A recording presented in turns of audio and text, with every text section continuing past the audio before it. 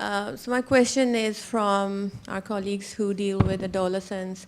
I was just wondering, like in our discussions, we haven't considered moral development. So we talked about the cognitive development and other things, but we haven't talked about like moral development, because adolescents, I believe, if we think about Kohlberg's theory, they fall on the same kind of pattern. They follow the same sort of moral judgment as adults do. So shouldn't we consider that as well as part of, how they make decisions, and maybe like how we can have more of their voice in decision making?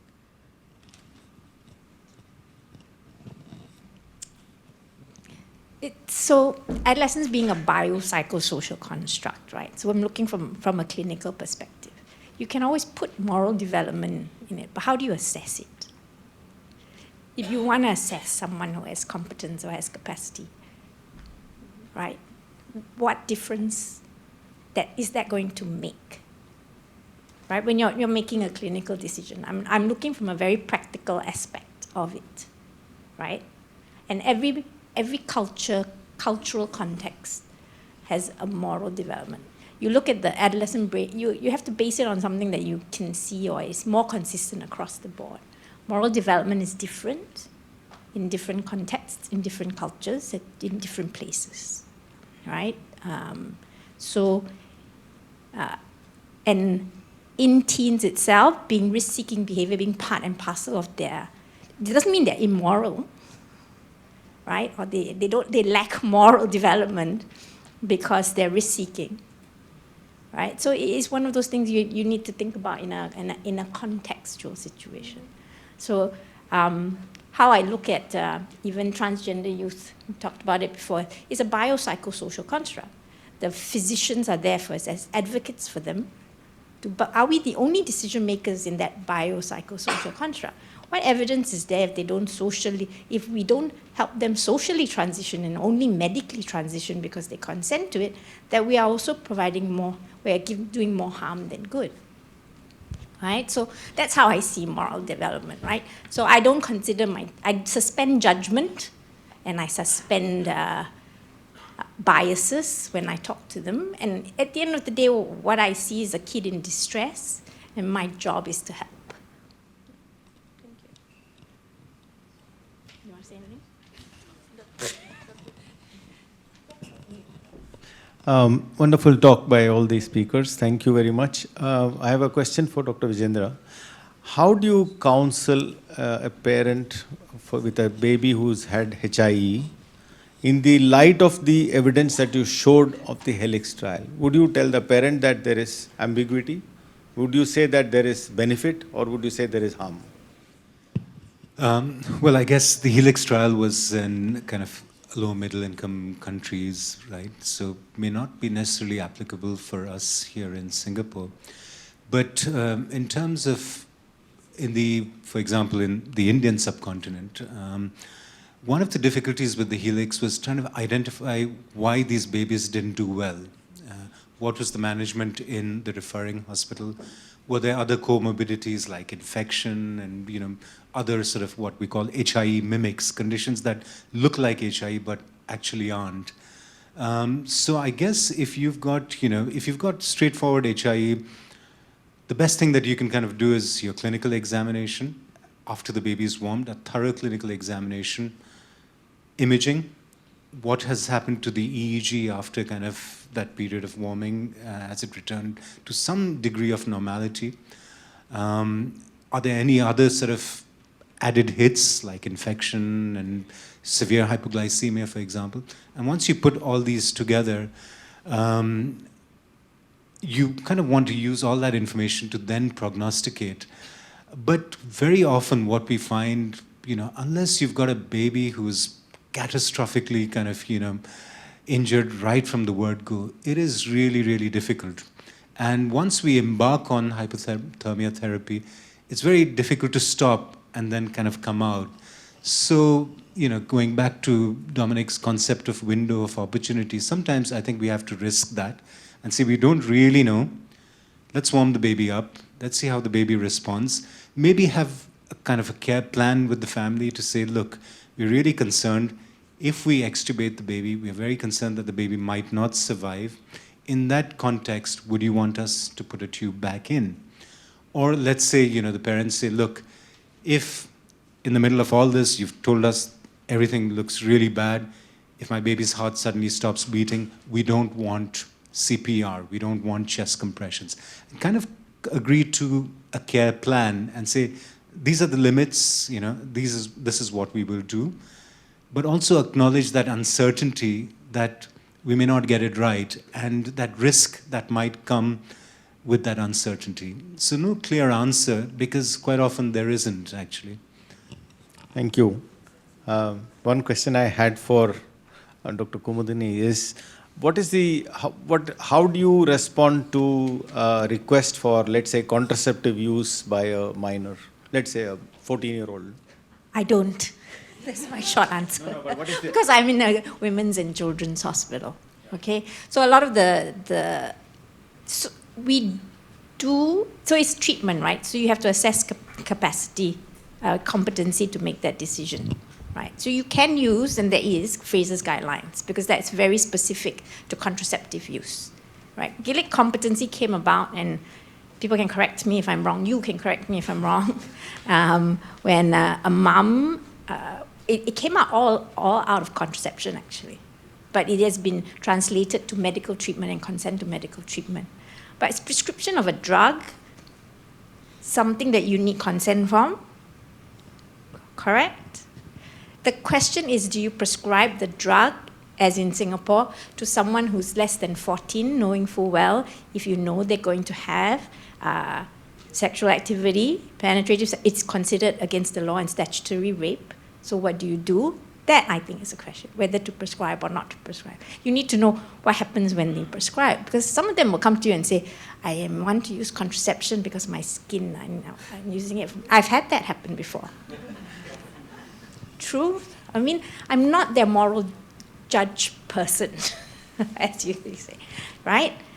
It's the same if you think about it, and you think about HPV vaccine when it first came out, right?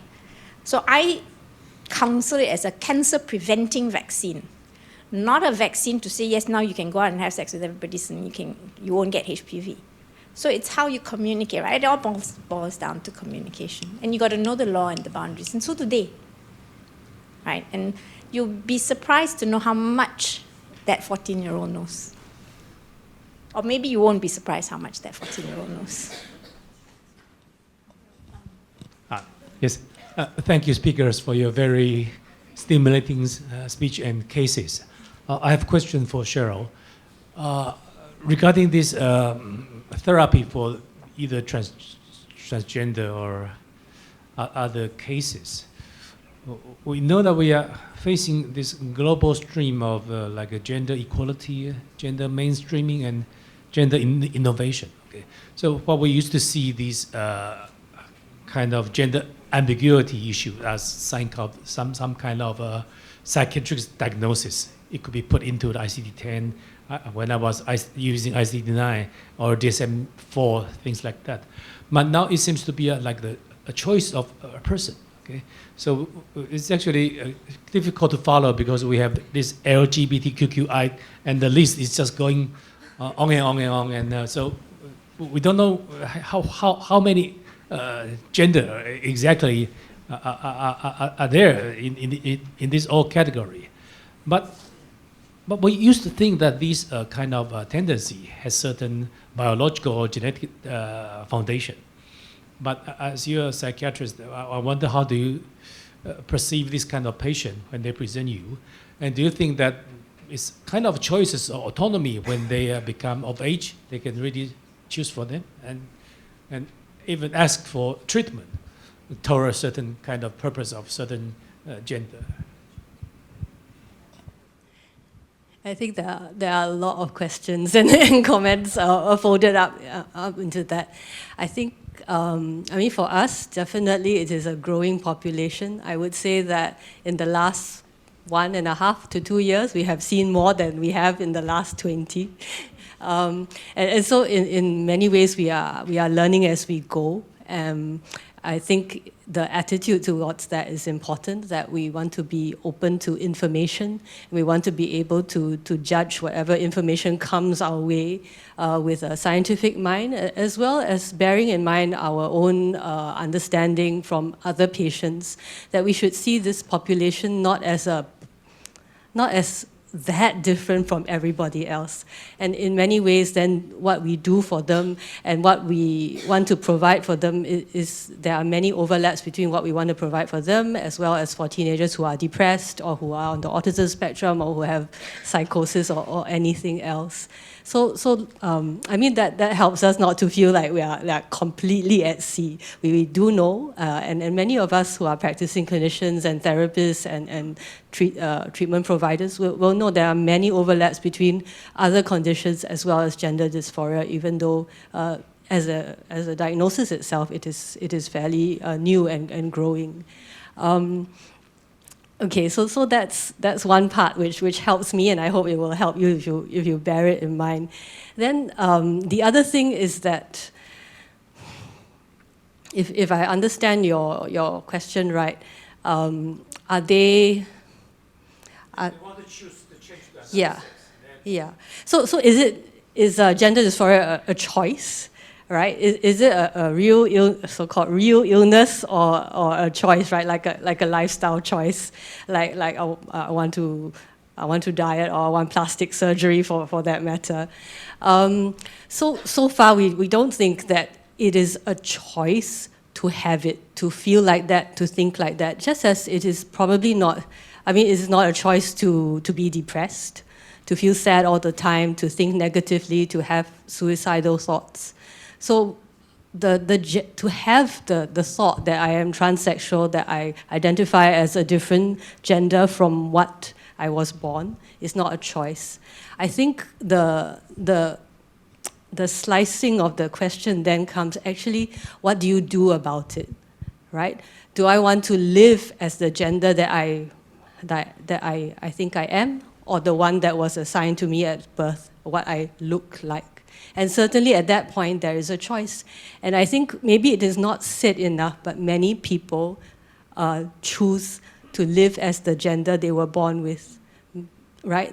Not to say that they want what they feel inside, but for many reasons, cultural, religious, a personality which wishes to conform, a personality which wishes or chooses not to be in conflict, and who feels that social transitioning would be a conflict. People choose not to live in their so-called identified gender. They choose to live in their biological gender. And equally, I think that is a choice. It's a perfectly valid choice. And so I think when we work with this population, we want to go down to the individual, to the specific, not assuming that just because you have gender dysphoria and you feel like a girl when you're born as a boy, that you want to, and that would naturally make you happier, and that's the aim of all transgender. They want to transition.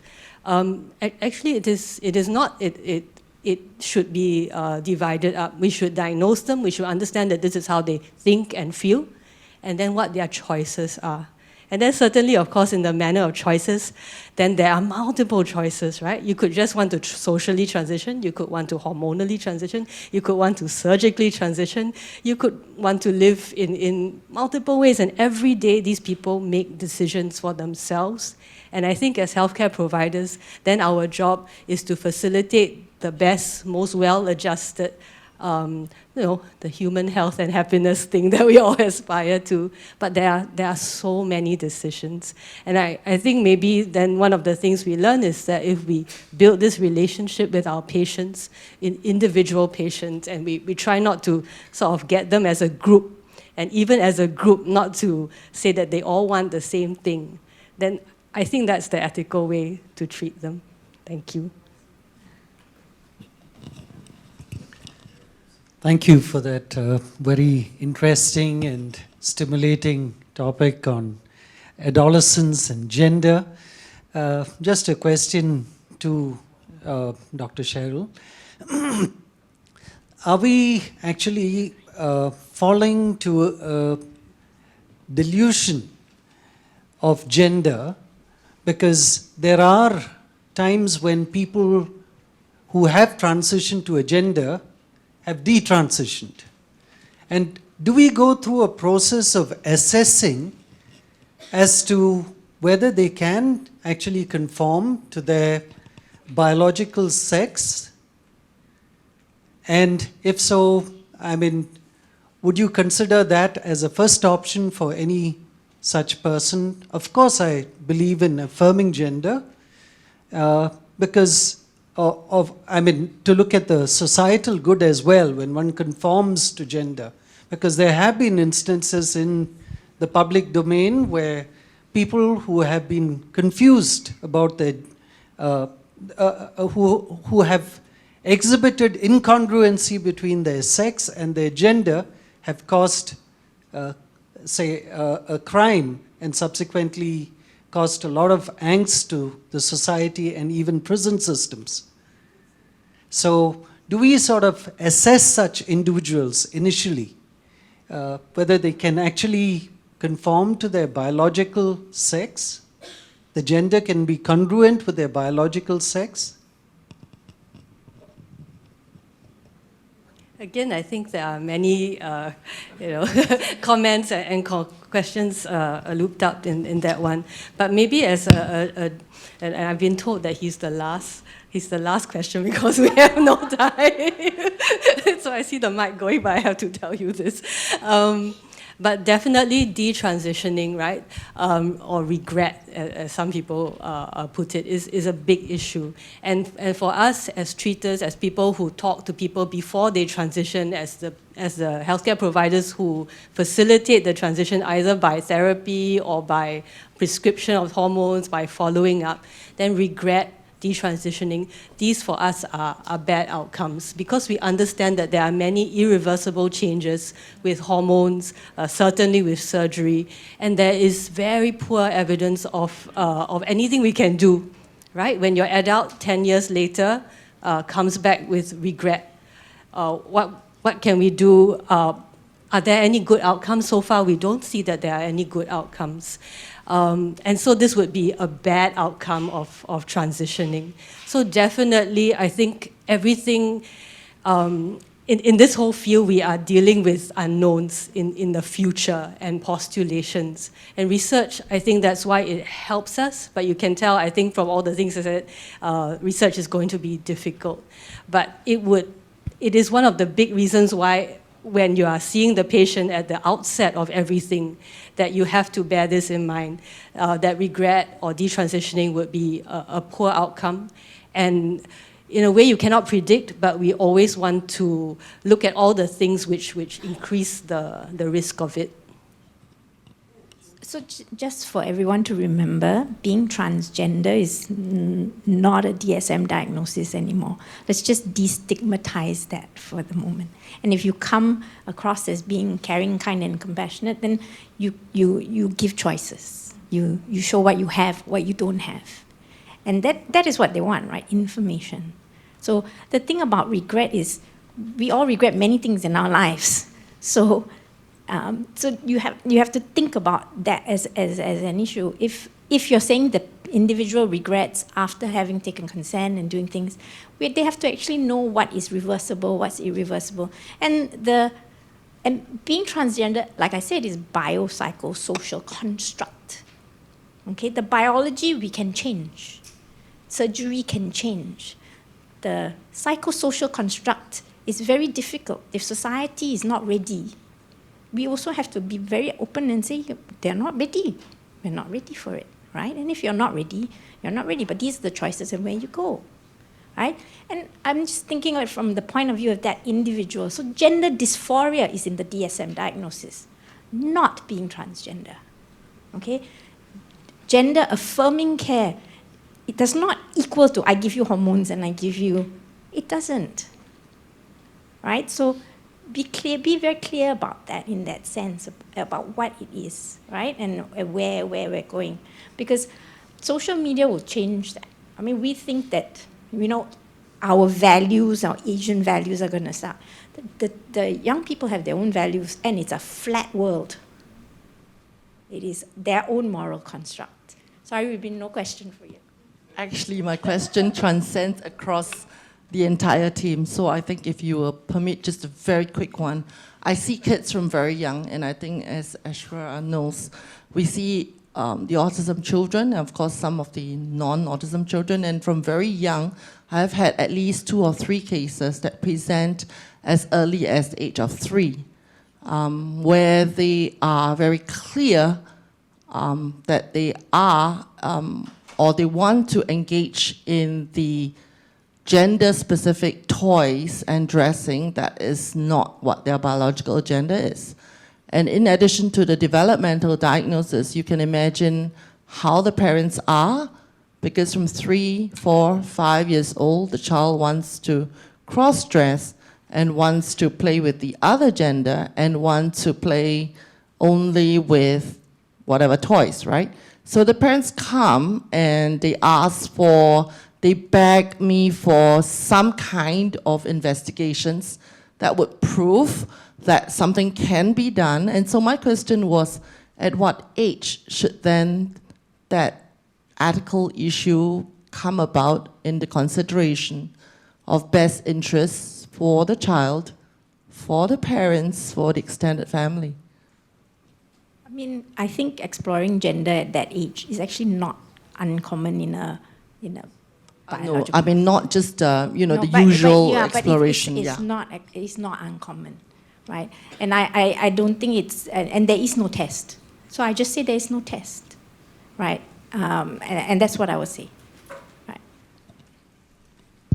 So generally, for just as a quick, for children, we advise that families, because there's this in a way we see that this behavior, which maybe is not what parents expected, which is different from other kids, and then becomes a family issue, that we should encourage families to engage with it. We should talk to them about it. They should, in a way, be open and be able to talk about it. However, we understand from the natural sort of trajectory of things, at 70, 80%, depending on the kind of population you study, of children who present at 3, 5, anything before Tanner stage 2, will so-called follow their biological birth gender. So it also is not dependent on how intense or how much behavior they display, or even on how accommodating the parents are. Actually, there's quite a large proportion of these people who will not persist in these transgender identities. So I think with that sort of biological facts, one of the few biological facts that we have in mind, this is how we should advise parents. But always, I think for children, we want to ask them to please bear in mind that there is a relationship beyond, or whether what the gender is, and above all, in the interactions, in the rules that parents set for their kids, in discipline, in communication, keep the relationship. The gender is secondary. Okay, we are over time too much. So, yes, I think Roy will want me to close as soon as possible. So, thank you, and we have something to present to the city.